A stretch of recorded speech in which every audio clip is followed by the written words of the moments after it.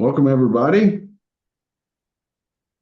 I am Sam Albrecht. I'm the Director of the Office of Regulatory Oversight. I am here with my co-host, Donnie Featherman, Michelle Goulet, and Heather Hopwood to talk about Senate Bill 25-002 implementation. This is a meeting geared toward manufacturers, and we will be having other interested party meetings in the next couple of weeks.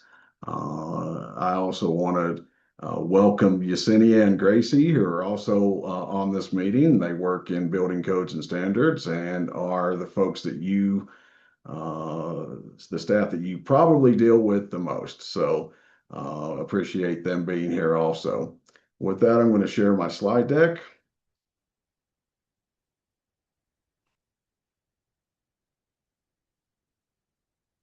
And then I'm going to show the meeting here. Good. All right. So we're ready to go. I have 55 slides to get through in 56 minutes. So we certainly are going to be going through these at a fairly rapid clip. That does not mean that we won't have time at the end to take a few questions. If you have questions that you want to send, please let us know. We've dug up some fairly recent pictures of both myself and Donnie for the slide deck here. The agenda, we're going to talk about 002 and the rulemaking that we're doing to implement that. We'll talk about the administrative rules where you're looking at changing specifically to manufacturers. And then we're going to look at the draft regional design criteria that we have come up, and which is one of the main intents of this bill. And then, like I said, hopefully we'll have time for a few questions. Here's our disclaimer. This is a work in process. Updating these rules is a very active construction site because, as you would expect, there is a lot of interest on how we update these rules, and all the different parties that have a stake in this game. And so please, right now we are before we have filed the final rulemaking. So there is time to still change things. If you see something that you would like to know more about, or you think there's a better way to do it, please let us know. Your input's critical to this. We recommend typing your questions into the chat or virtually raising your hand if you would like to speak. Again, we'll make time as quick as we have available to have some general discussion. If we run out of time and the manufacturers want to have another meeting on this, please let us know, and we'll be happy to do that also. You can send me any written comments or questions to sam.albrecht@state.co.us. Resources, these are hot links. We will be posting this slide deck along with the presentation. It takes about a day for Zoom to get it to me, and then another couple hours after that to get it posted up to the website. If you haven't read our administrative rules and are familiar with our statute, please take a chance to refresh yourself with both the current rules that we have adopted and the statute. The statute reflects the implementation of Senate Bill 25-002. So if you haven't read the bill itself, which is also linked here at the first link, all those changes which took effect on the 1st of July or so, or when the bill was signed, have now been factored into statute. So they're reflecting the most recent statute. Then there will be links to the Building Codes and Standards website, as well as the Technical Advisory Committee website. And it looks like Heather has put all those hot links into the chat. You may want to click on those and open those up for future reading if you'd like to. So an overarching goal of Senate Bill 25-002 was to really try to simplify our processes and provide more flexibility. We're trying to keep the rules and procedures as clean and transparent and as easy to follow as possible. 002 does a lot, and it does a lot in the way that we have done business in the past. This was collaboration between manufacturers, installers, local governments, and others who wanted to see some changes in the statute, and that's what they signed, the governor signed last year. The, the most important thing I think for manufacturers to be aware of is that we're moving toward a regional design criteria for factory built structures to meet or exceed the most stringent local criteria. As you know, we've got over 300 different jurisdictions.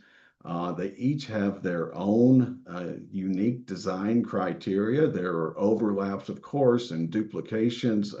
One local jurisdiction may have the same design criteria as the neighboring one, but sometimes not. And so what we have done in the past is required site-specific addresses for every set of construction drawings. This will move us away from that, and you'll hear me say it a couple times in a couple different ways, but it moves us away from the site-specific address and allows the development of a model code or a region based on design criteria. We have different ranges for wind and snow load we'll be talking about, and we've put in some minimums that we think will allow you to meet and exceed every local jurisdiction's requirements in the state. With that said, we realize that some structures may still need to go site specific. And so we have that option if it's not able to do one of the other regions. Now, we realize that this was a big ask from the manufacturers because, as you guys know, if you have a production line going, you would like to be able to just pull a set of plans off the shelf and use them for another location. This will allow you to do that. So we're trying to figure out the best way to implement that in our administrative rule process. Now, the bill does several other things, right? It clarifies the responsible parties in the state between the Department of Regulatory Agencies, the Department of Fire Prevention and Control, and the Colorado Energy Office. We have been in discussions with them too, but the bill draws some very lines in the sand, so to speak, of what's the responsibility of our program and what those other agencies are still going to be responsible for. It also clarifies that counties and municipalities may not exclude factory-built structures or impose more restrictive requirements when compared to a site-built structure. We wanted to make sure that everybody has a level playing field when they're looking at factory-built structures going in across the state of Colorado. This also allows, based on the installer's request, installers to be individuals or businesses. Before, we tied all the installer requirements to an individual. We now allow a business to have more than one registered installer or certified installer under a business entity envelope.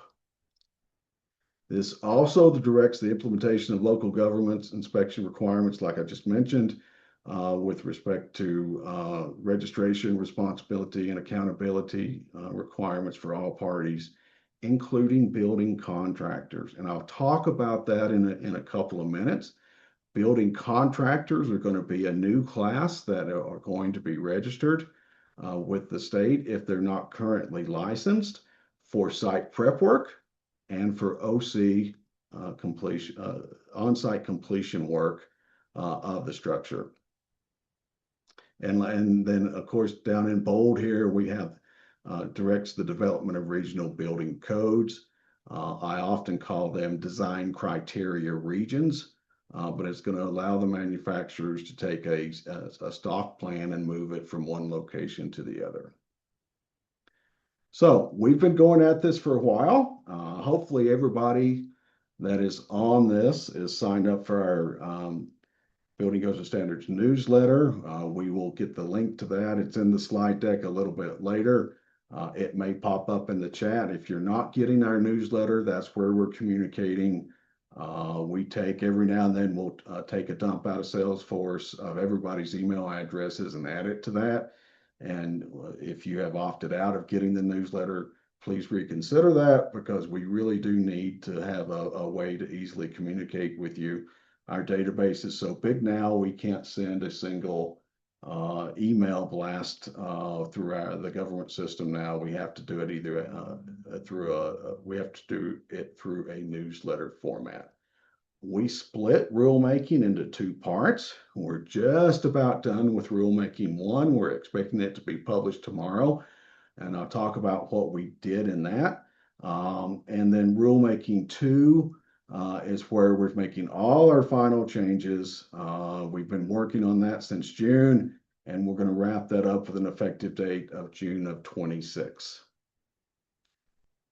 How does rulemaking work? Just a refresher, based on the way Colorado does business, we have a technical advisory committee made up of 19 experts representing different sectors who recommend rule changes to our state housing board, which is made up of 8 members. And they actually review the rules. We published the draft rules in the Colorado Online Register. There will be a public hearing on the proposed rules as recommended by the Technical Advisory Committee. And the State Housing Board will hear public testimony at that point in time. We're way down here on the bottom of this. We draft some recommendations. We work out details into some of the proposed administrative rule changes. But the real meat of this effort is this 19-person advisory board, advisory council. Some of you may remember back when it was 15 people. 002 added 4 more positions to this in order to broaden the depth of the expertise we were receiving in developing the administrative rules. And here's what that technical advisory committee looks like. It has 4 representatives, chief building officials from one of each of the climate zones, 4, 5, 6, and 7 in the state of Colorado. It has representatives for electricians, licensed plumbers. We have 3 different manufacturers on the technical advisory committee. One from IBC, one for IRC 1 and 2 family dwellings, and then FB&R, the non-residential IBC stuff. We also have a representative from the tiny home industry, because tiny homes still are included as a factory built structure. We have somebody from energy conservation, a factory built developer, a climate resiliency expert, a registered seller, a registered installer, somebody representing emergency services or management, an architect, then a structural engineer, and of course, organized labor. So that's what the TAC is made up of. We've been meeting since June of last year, so hopefully that's not a surprise to anybody. We've been pushing these guys hard, and I could not be more thankful of the technical advisory committee members that we have. They've been meeting every 2 weeks, and they're not 1-hour meetings like this. They're 2-hour meetings. So they have dedicated a lot of time. In addition to that, we have Donnie has a lot of one-on-ones with them just to check in and make sure that everything we're doing works out well. We also hired an independent contractor to help us go through some of these code changes and design criteria. And we use Schumes Coda Associates. If you don't know of them, they're a force here in Colorado and a few other states. They have been an excellent resource for us as we float things by. And they've been attending the TAC meetings and giving updates and making recommendations and changes along the way. They are true code experts. And then they also did a survey of all the local jurisdictions to collect some of that local design criteria so we could start putting it into designing the regions. Um, we still have a few gaps to fill into that into those local jurisdictions data, and we're going to be working on that next few weeks. So Rulemaking 1, the summary of the changes that we made. We updated the definitions for certified installer and installation fees to include business entities. I've talked about that a little bit. We added registration and certification requirements for business entities that have qualified certified installers. So that was a little bit of a change. And then revised the installer certifications for Class IBC multifamily. We cleaned up some typos and some other reference checks and numbering issues throughout the document. And then we clarified the expiration of the insurance, financial surety, and registration dates for the installers. Now, the other thing that we did is we're allowing, similar to what the state of Colorado did last year for site-built structures in certain jurisdictions. It allows a single exit in certain multifamily structures. That's HB 25-1273 to make sure that modular had a level playing field. We also adopted that into that set of administrative rules. So if you're doing, and these are typically small apartment buildings that are on a space limited lot that can get by with a single exit. And if you want more information, ping us and we'd be happy to do it, or just look up HB 25-1273. It's for very large jurisdictions primarily. So engagement, I've already talked about all the work the Technical Advisory Committee folks have been doing. We have been coordinating meetings with interested parties to solicit input for a while. We have a pretty complex communication plan, thanks to Heather and Michelle for keeping us straight on that. We are talking on a regular basis to local governments and state agencies in and outside of Colorado.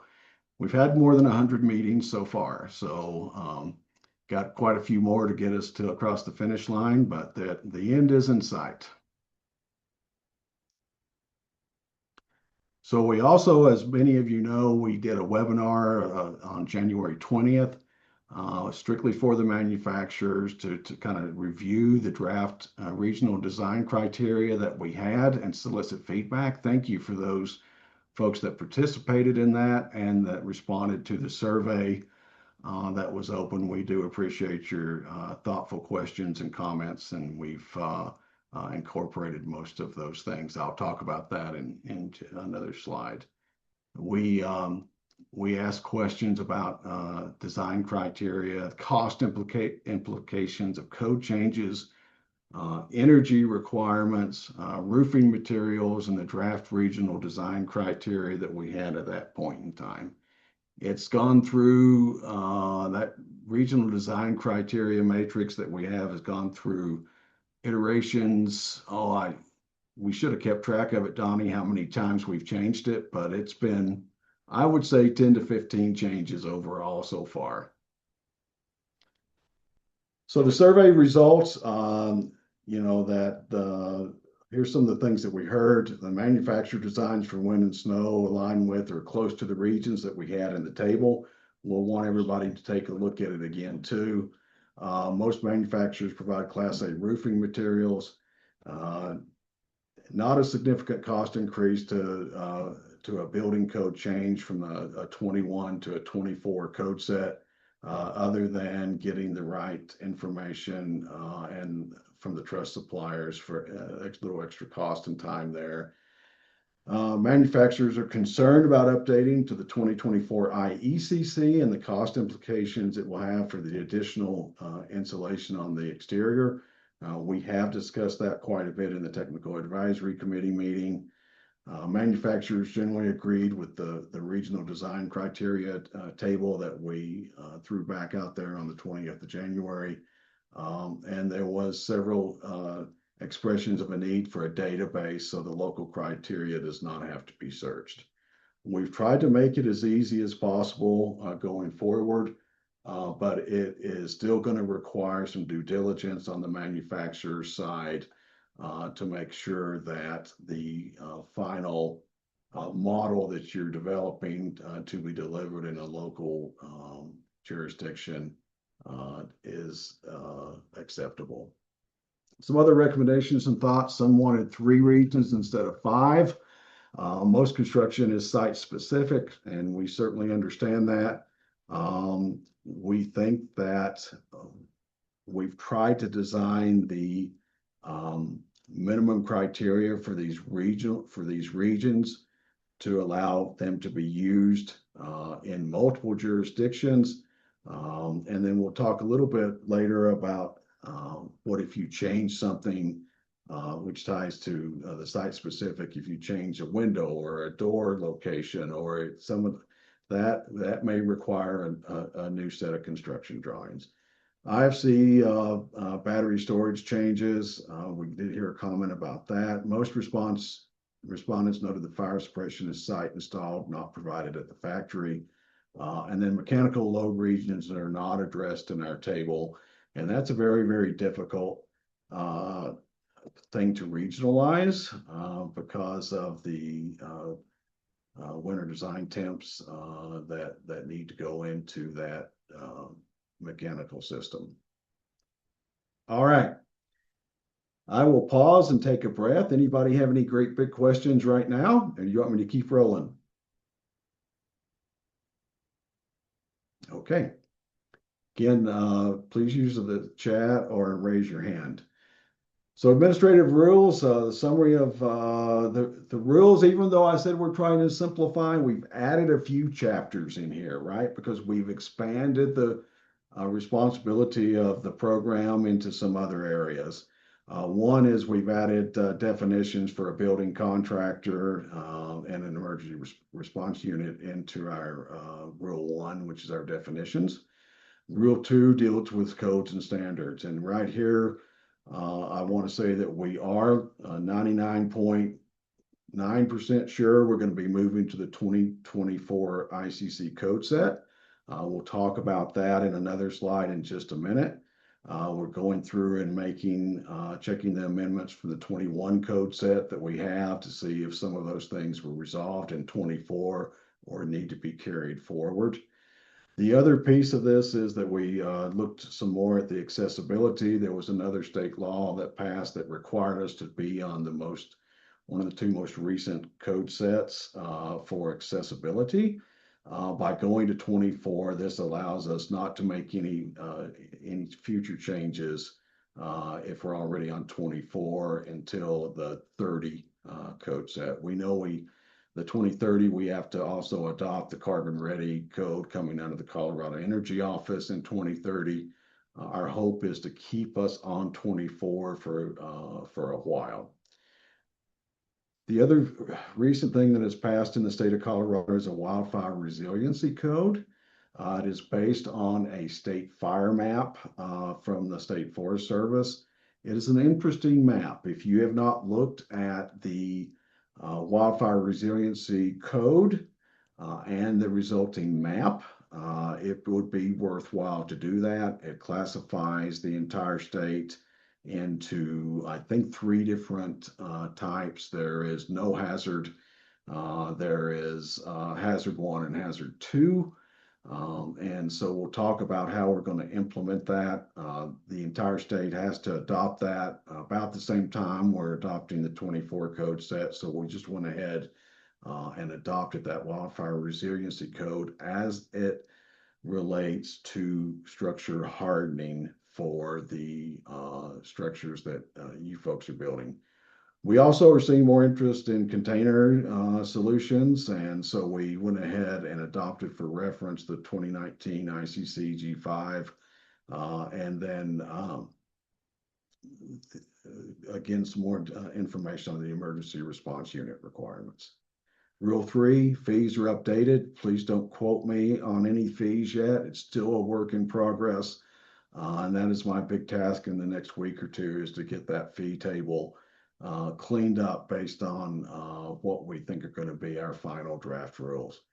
Manufacturers are still in Rule 4, but we moved out everything to do with third-party agencies because third-party agencies now have more authority and have the ability to do more. So they now are going to go into Rule 5.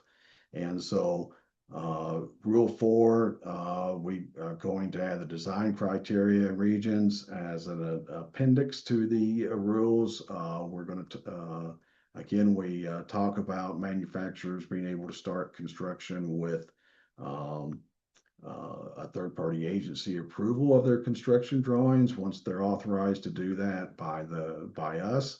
And then procedures for modified structures and audits. This bill also reemphasized the need to do audits of our entire program and all the segments of our program. So we've been working furiously on trying to get that audit procedure done. And it does remove the 3-year registration because the reason we put in the 3-year registration for manufacturers was not to expire your construction drawings at the end of your 1-year registration. Going forward, if you have a set of construction drawings approved for a design criteria region, that will be effective until we change the design criteria regions, which we don't plan to do lightly, or if we change the code set. So your plans will not expire. Rule 5, third-party agencies. I've just talked a little bit about that. They've got eligibility requirements, authorization, and audits. Rule 6 is building contractors. That's new. Just to prep you folks for that, that is for site prep work. And like I've said before, it's for site prep work and for OC work as it relates to the structure. So now we've got the complete gamut of a workflow process for site development through OC completion with all the responsible parties that take pieces in that. And then we'll talk about some of those details. Rule 7 is local government. We added a section in there to help clarify for the local jurisdictions and the other state agencies. Well, Rule 8 is the other state agencies, just to clarify responsibilities and coordination. So be sure and take a read through those when we get the draft rules ready to share with everybody, which will be very soon. Rule 9 was sellers. I'm sorry, Rule 5. It's now Rule 9 is sellers. We added audits to their process. Rule 10, which was Rule 6, is the installers. Again, we added audits in addition to the other things I've already mentioned.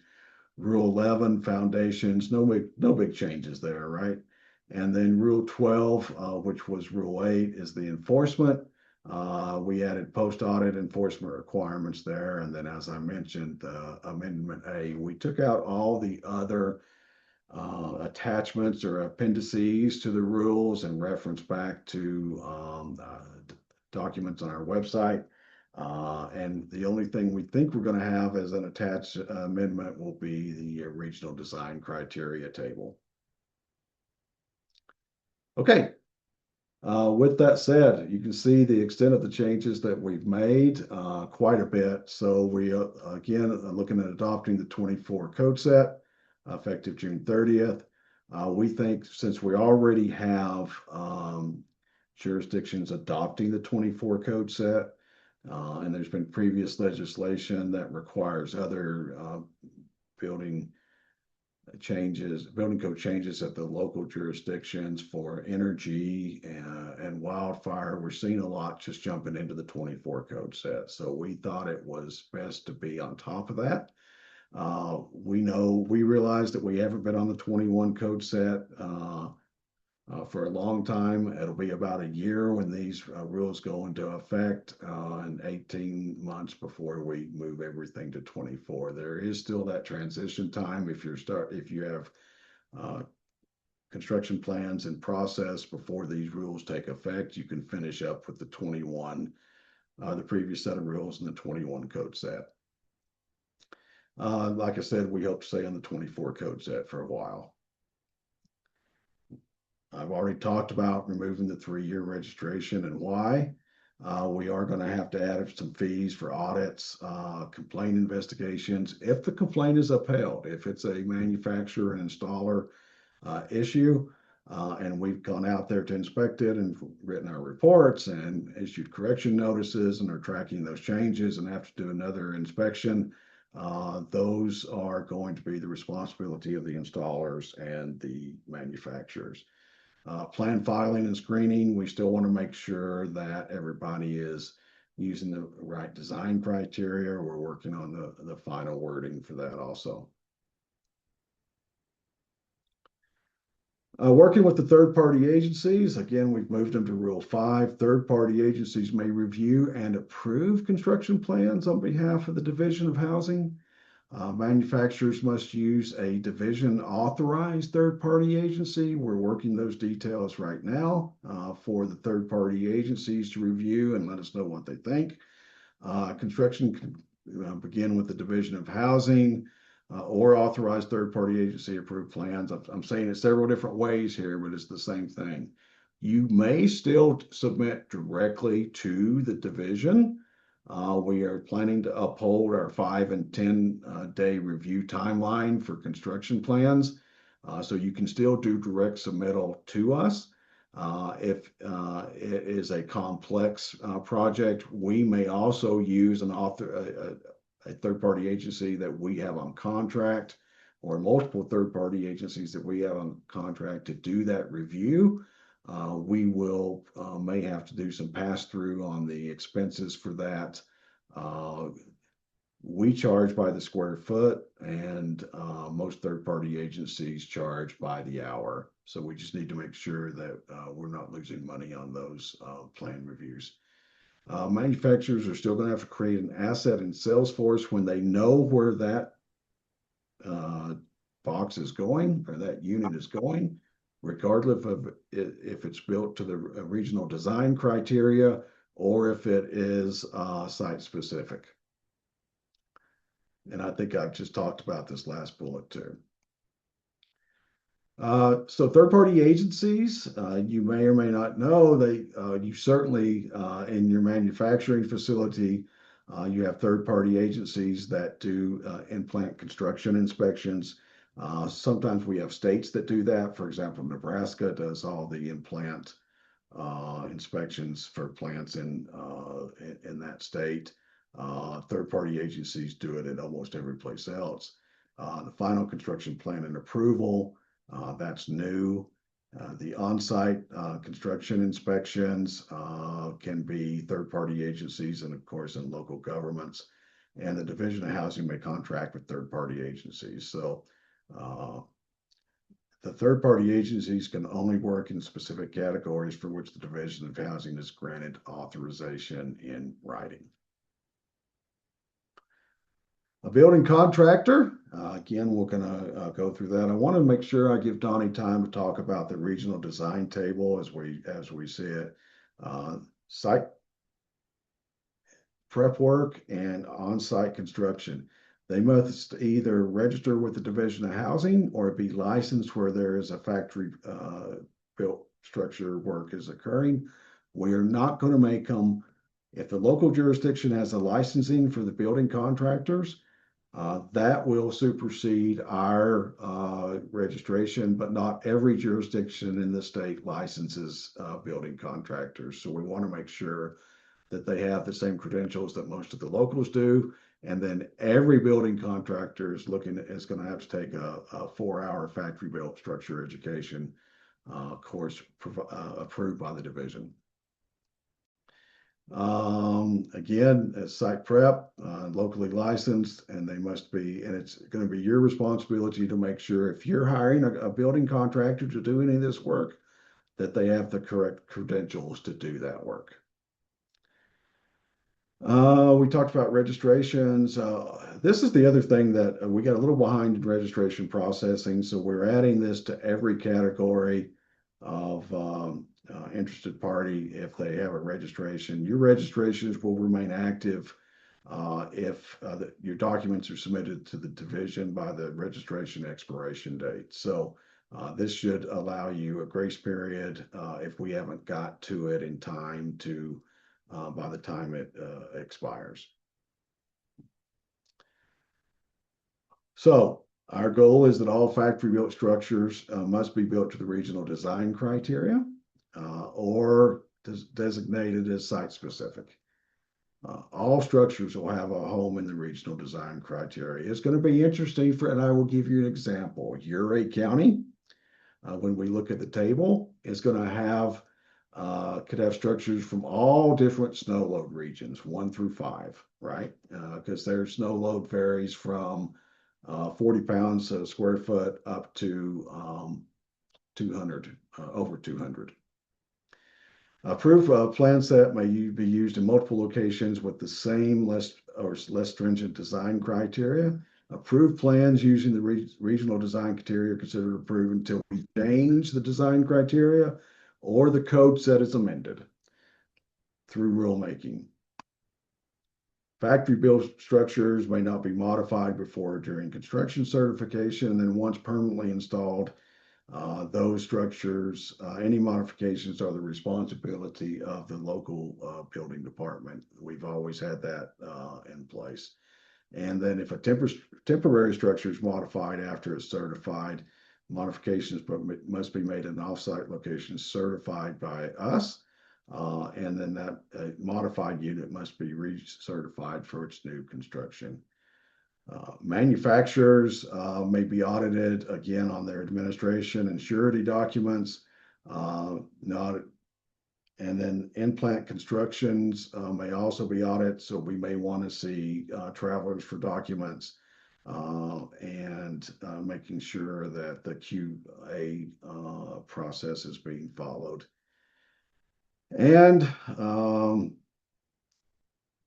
that the manufacturer's reporting structures under confirming that insignias are correctly placed. Sometimes we get a pretty big lag time from when that unit is called for final inspection and when it is closed out in the manufacturer side of Salesforce. We're tightening up a little bit on audit results, corrective actions, because of construction deficiencies or defects. We've always had the 30-day calendar. The 30 calendar days to become compliant unless it's life safety. And then failure to implement the corrective actions. We want failure to comply within, or there may be a fine or suspension of the registration. Enforcement, we may investigate complaints filed against manufacturers as necessary, or we can open an investigation as needed without a complaint. And we would do that probably as a result of an audit. Third-party agency instructors, again, not a lot of change in the process. If you're contracting with a third-party agency to do your in-plant construction, we see that being pretty much the same. It's all the extra stuff that they're now be doing and keeping a better track of them is how we're plan to do that. If you have more than one third-party agency under contract, you must be notified as to which inspections each third-party agency is assigned. Problems with construction are going to get a correction notice. Many of you, not many, but some of you are familiar with those. If not, that's how we make sure we get things fixed. If it's a plan review problem, it's going to get a deviation report. And if a registered manufacturer violates the rules, we may issue a corrective action letter if the correction notice or a deviation report or some other problem arises. The question was, will service techs need to register as a building contractors? No, we think that these will be primarily the GCs that are doing the site prep, not all the subs or service techs underneath that, but one person that is responsible for site prep and or the OC work. Somebody's got to be the responsible party for that. And then if it's going out for some other type of service after it's been installed, then that is up to the local government if they require service techs to register if they're doing business in that local area. We won't track anything in the unit after that, after the initial installation and certification. So again, most of you know we have a transition time frame. If you've got plans that are started before June 30th, we will honor those. If you have plans that start after June 30th, they need to be started with the code set that we have expected to be in effect by that date. With that said, I'm going to jump into the regional design criteria. Donnie, you want to start talking about some of this? Remember, we only got 15 minutes left. Yeah, I'll try to do it in 15 minutes here. So just real quick, just a quick background about these numbers. These aren't just random numbers. There's a lot of data that was collected to get these numbers or the values that you currently see on the table. Some things came from the SEAC wind map. Some things came from the SEAC ground snow loads, at least trying to get try to create these regions within this table here. But you can see on there, the snow regions are on the left side of the table, and on the right side, you'll see the wind regions. And you'll see that there's some footnotes around different areas on the table, which better explain the values and how they're used. But you'll also see that there's some general guidelines here, right, on the wind region side. These are the ultimate VULT, right? Wind loads, but it's also risk category 2, exposure C structures only.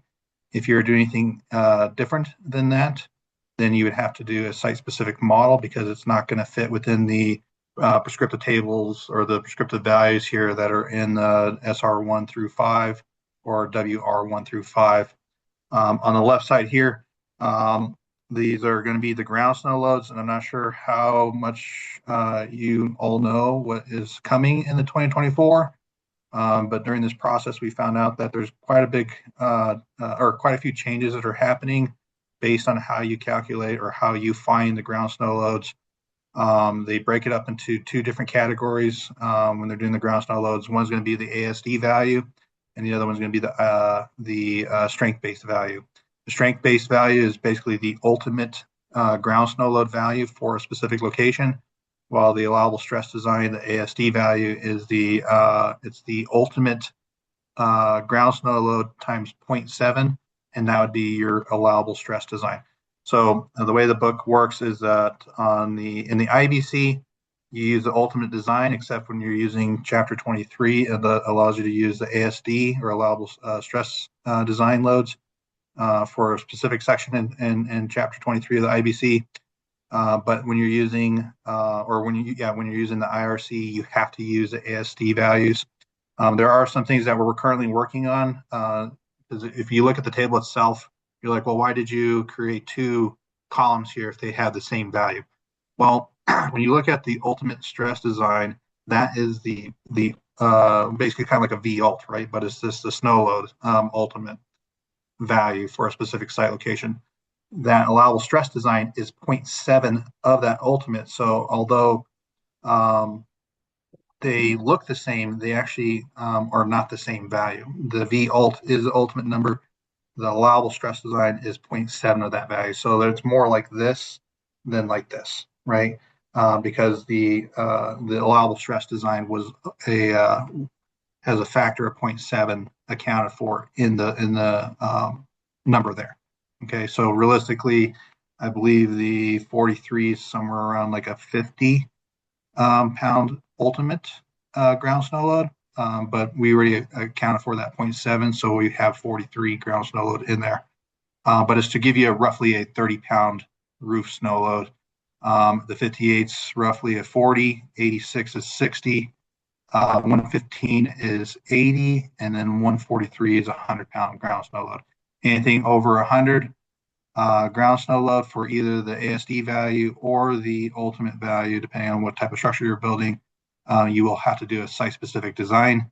And then on the wind region side, we start at 115 and goes up to 125, 140, 150, and 165.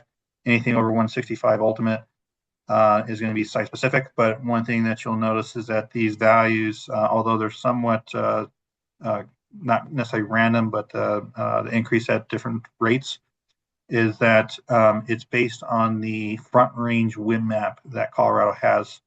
And a lot of local jurisdictions use that wind map. So if you build to 115, you know at least you fit within anything 115 or less, right? The good thing is we've modified this multiple times, as Sam said earlier. Just try to refine it and make it work more or have more function to it. But what we found is that the new ASCE also has lower wind ratings for locations around Colorado based on the new wind map that ASCE has for the U.S. And so when you look at the state of Colorado, a lot of jurisdictions are between 105 to like 103, all the way up to the highest that I saw was 111. But it's hard to say wherever you put that structure, whether or not it's going to be 103 or 111. And then there's some jurisdictions, when you look at their local data, they don't account for the topographic effect for certain areas in their jurisdiction. So we just said 115 across the board for the entire state of Colorado. Anything within the special wind region does have to, you do have to look at the local wind data or the front range wind map that SEAC has. There is a document that's out there that you can. Hey, Donnie, let me clarify one thing too, before we keep moving, and that is when you design as a manufacturer, the region that your model construction drawing, don't think that it's a straight across the line. I have to build to a snow region 2 and a wind region 2. You can build to a snow region 3 and go into all these jurisdictions. If you build to a snow region 3, you can go into 2 or 1, 1, 2, 2, 3, 2 or 1, and you may also design to the wind region 1 so that you don't have to, so you're allowed to mix and match between wind and snow on these, right? It makes more options, but what we hope or heard from manufacturers is they want the greatest flexibility in getting regional model construction drawings done. Yeah. And then just based on what Sam says, is just another example. Based on the data that we collected, originally we had a 40-pound, rough or the 58-pound ground snow load. And based on data that we've collected, that was roughly 80% of the state of Colorado, right? Yep. This was before we added a 30-pound, just to make it a little more granular. Maybe somebody didn't want to do a 40-pound ground snow load. They wanted to start at 30. That's fine.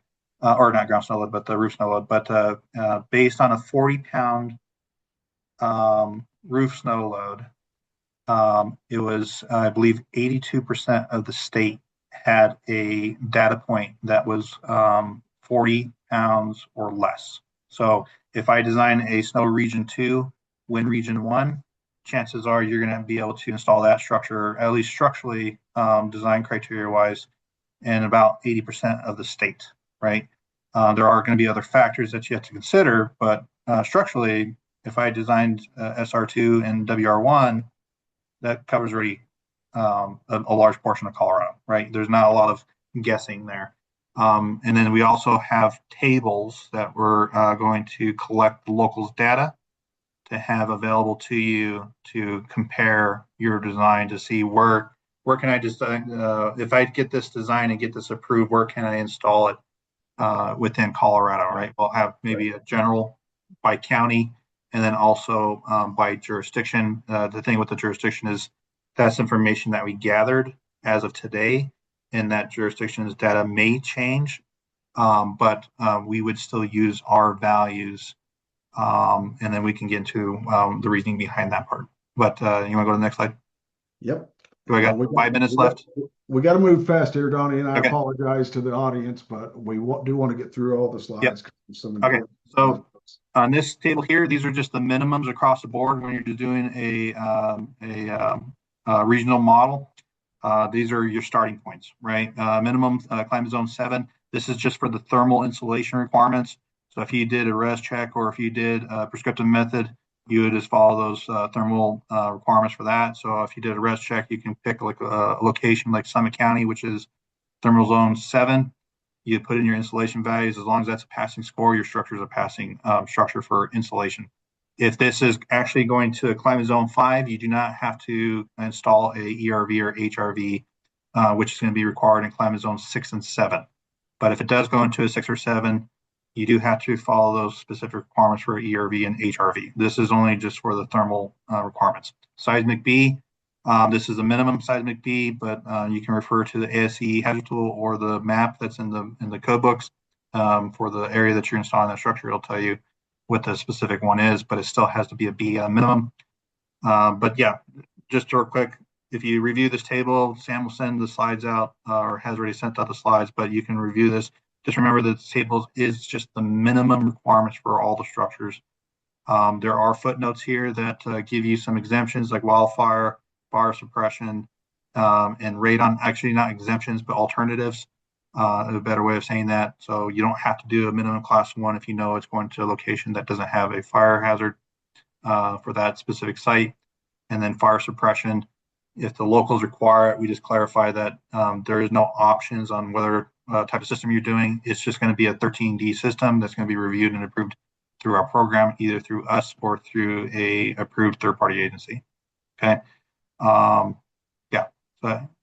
So yeah, and so again, we tried to be as conservative as possible when we came up with these minimums to maximize the locations that you could go to, right? The devil's in the detail, though, and we want you guys to make sure that you take a look at the footnotes that go with these. Mhm. Yeah, the idea was to create one structure that would have a higher chance of being accepted in in multiple jurisdictions because it would meet or exceed their requirements, right?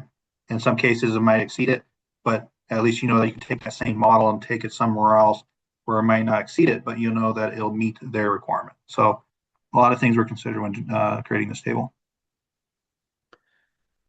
So thank you, Donnie. There was a question in the chat regarding mechanical and that may be required based on initial modeling as a result of house location and orientation. It's a pretty deep question, Donnie. Why don't you take a look at that? If we have time at the end, we'll answer it. I kind of want to go through a couple more slides and then we'll open it up. Again, the table regions are for regional models only. You have the option to do site specific if it doesn't meet, if there's an option or a minimum that is, but that site specific model cannot go in another location. The ones designed to the regional table can go in multiple jurisdictions. Everything else is only good for the location where it is site determined to be site specific. Our minimum criteria are minimums. And then we're also going to lean heavily on the ASC hazard tool to confirm site data. And some are going to, locals are going to be lower, some are going to be higher. We're going to work through that also. We already talked about the 115 minimum for wind, except Colorado special wind regions. There's an exception if you have stuff going in the southeast corner of the state down in climate zone 4. You can build it to 4 if you want to. And then the wildfire designation, again, we're making it minimum class 1. We surveyed several manufacturers who said, what's the cost difference between no hazard or a class 1? And they said there was a minimum cost of that. Again, folks, we're trying to balance the cost of production with the ability to use an approved set of construction drawings, and we try not to make that too severe. Donnie talked a little bit about 13D for IRC fire suppression. Mechanical load data is still going to have to be site specific, or the current Energy Star approved wet and dry bulbs. Minimums are minimums. If you make a change to a set of approved drawings, will require reapproval, right? There are some times when we don't. If we're going to take a look at it as a model plan built to a specific set of wind and snow load and our other minimums, there may be a possibility to change the appearance, some materials, equipment, or appliances that are same size, use, and listings.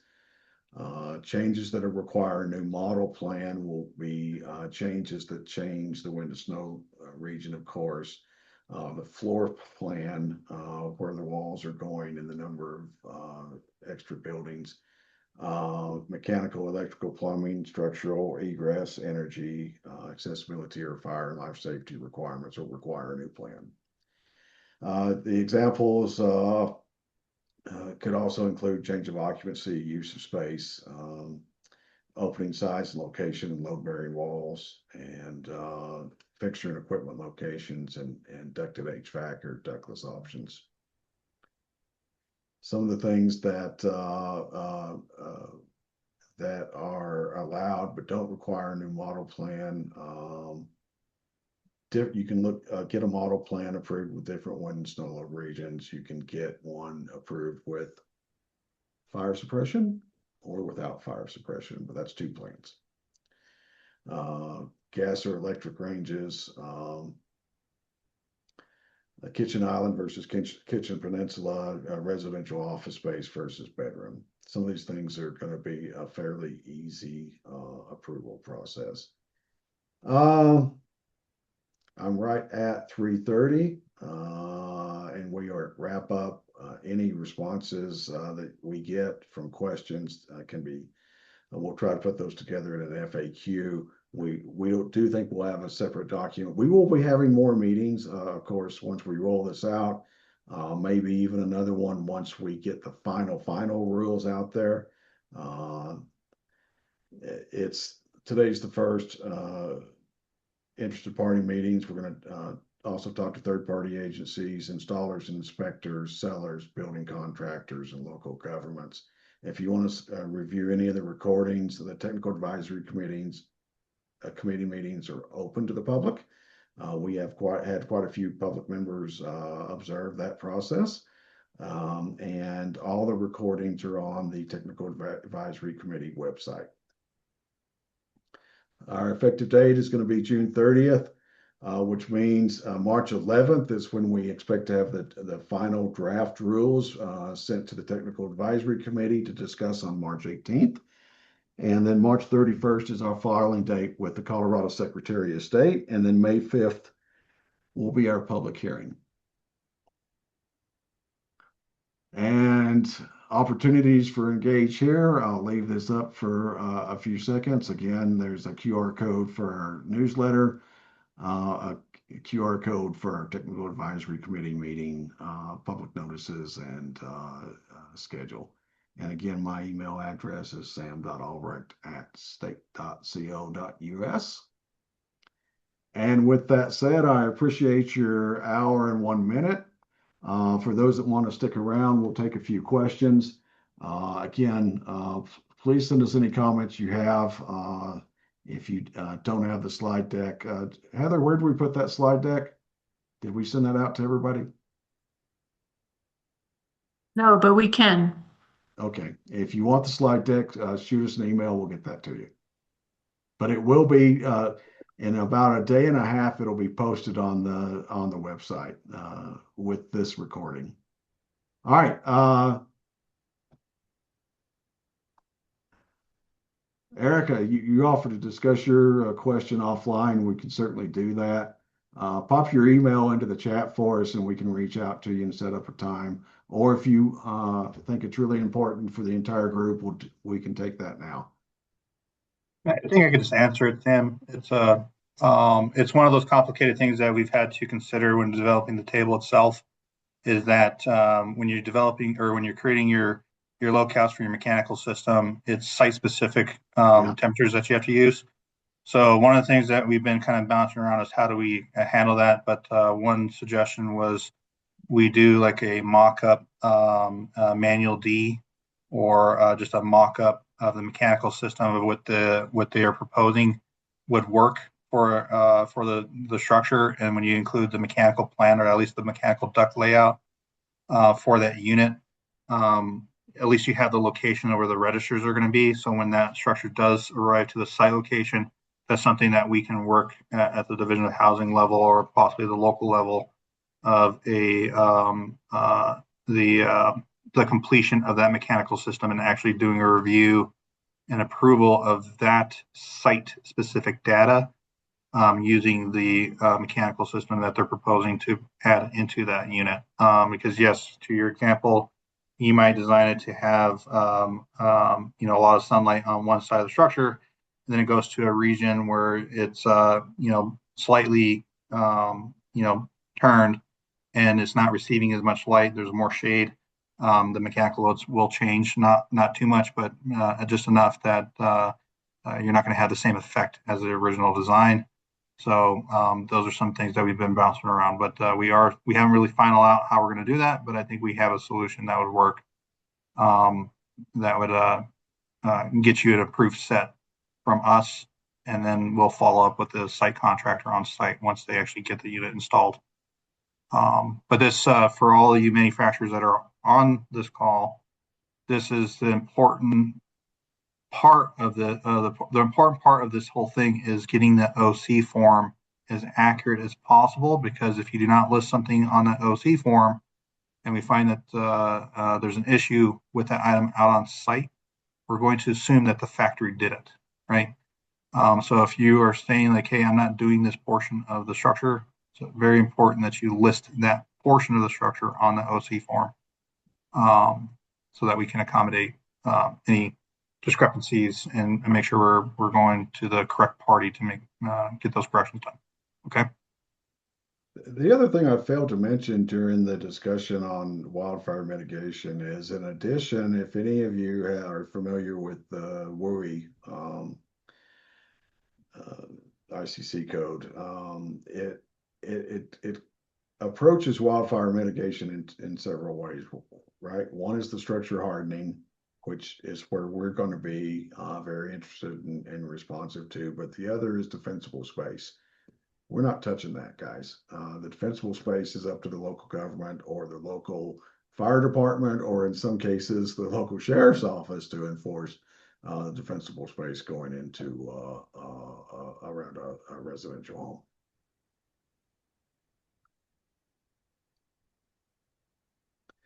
And in addition to the state adopted wildfire map, if a local jurisdiction is modifying that state map, it has to go through that Wildfire Resiliency Code Board. And so we're going to respect anything the Wildfire Resiliency Code Board has accepted with respect to wildfire. All right, any other questions?